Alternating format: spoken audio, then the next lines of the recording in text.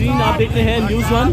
इस वक्त जो पुलिस है वो यहाँ पे आ चुकी है। पाकिस्तान तहरीक इंसाफ के जो यहाँ के उम्मीदवार हैं मियाँ शहजाद फरूक के साथ गुफ्तगू कर रही है।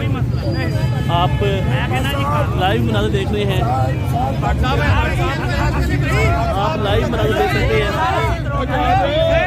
आप लाइव मनाज़र देख रहे हैं। आप लाइव मनाज़र देख रहे हैं। पुलिस जो है वो कोशिश कर रही है यहाँ पे रैली को रोकने में।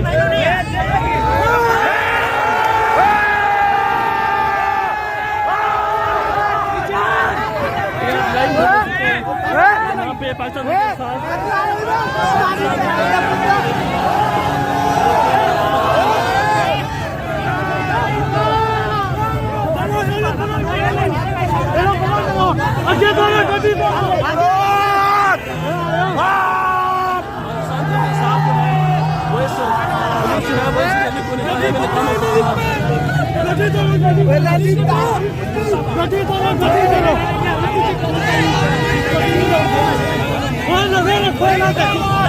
ये DSP साहब जा रहे हैं,